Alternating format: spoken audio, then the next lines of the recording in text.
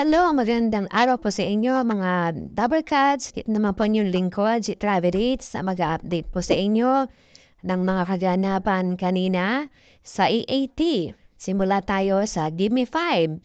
Napakasaya ng kanilang mga ginawa kanina dahil talagang intense sa mga pag-iisip ng mga tamang sagot sa mga kategory na ibinigay. Nandito rin ng mga kapatid na si Tasha at saka si Ellen.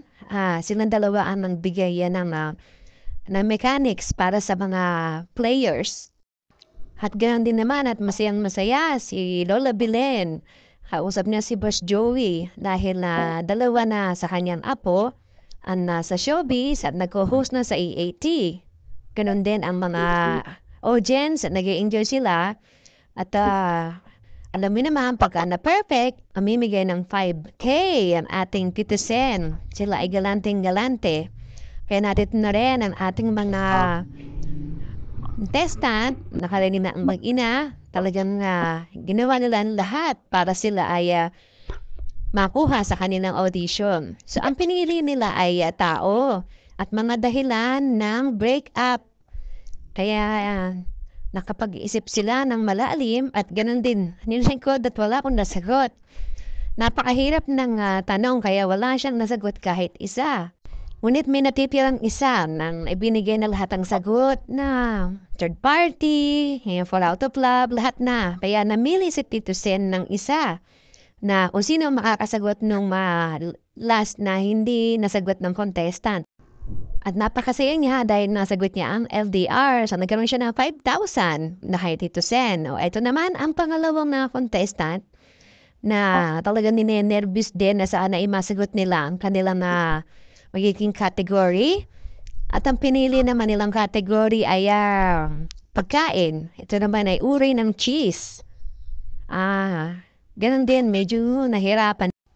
Pero pinilit naman nilang makasagot na maayos at si ate ay nakasagot ng dalawa. Yun ay ang mozzarella cheese at ang cheddar cheese. So, pasok din naman sila sa banga sa semis. At ang pangatlong contestant naman o pares ay ang pinili naman nilang category ay hayop. Tagalog, hayop na walang pakpak pero nangingitlog. O di siyempre, nasagot din naman tayo. Una ka pa naman naisip ay ahas kasi talaga nangingitlog yun. So, okay naman ang pagsagot niya at siya ay nakadalawa. May butike at saka isda. So, pumasok na din siya sa semis. Bali, yung isa kasi wala siyang nasagot kahit isa. So, dalawa sila maglalaban na yun para doon sa semis. Ito ang mga hayop na itlog, ahas, buwaya, gagamba, butike at isda.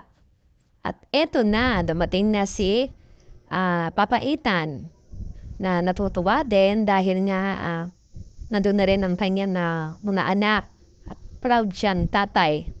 Ina Tasha at Ellen. So, kinumusta ni Papaitan, kumusta naman ang kalagayan ni Tasha.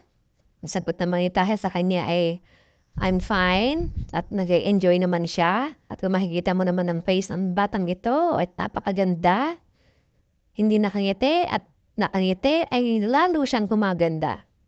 Kaya nakaka-good vibes pag nakikita natin siya. Di ba parang excite na tayo ngayon kapag kailangan nandiyan siya. Kaya sinasanay na rin siya sa pag-host. Peace, yan na rin ang paliwanag na mechanics na yung unang sagot, makakatanggap ng 10,000 pesos. At pagka nakadalawang sagot, yun ay 20,000 pesos. O diba? Ang galing-galing na yan mag-host.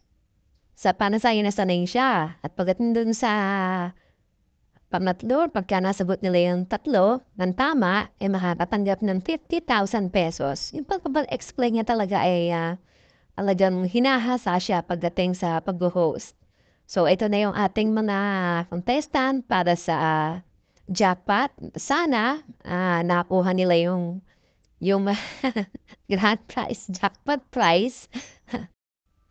Pero nung nandun na sila sa kalagitnaan, lagi sila pass siya ng pass, pero nung pumasok na yung Agamula, hindi niya nakuha. Kinuha niya yung kategory na nasa EAT. Hanggang sa maubusan na ng oras, sa pang-apat na, hindi talaga niya nakuha at nahirapan talaga siya. Siyempre, nakaka-nervous kayo kayang pumwesto dun sa pwesto nila, di ba? Kung tayo man nasa bahay, minsan nabablanko pa tayo na maisasagot. Ayan na pati si Miles gigil na gigil dahil yung napaghahagingan na talaga yung sagot tapos biglang magpapas. O diba kahit naman tayo nag-e-enjoy tayo. So far, ayan, mga hindi niya nasagot ako, Agamula, Pichel, nasa Pichel, ang tagal niya. Talagang katakot na explanation, di ba? So, all in all, naging masaya naman ang GB5, kahit hindi na nakuha yung jackpot. Ayan, sabi ni Bossing, bigyan na lang natin siya ng masigabang palakpakan para naman ang palubag loob. Pero meron pa naman silang prize dyan.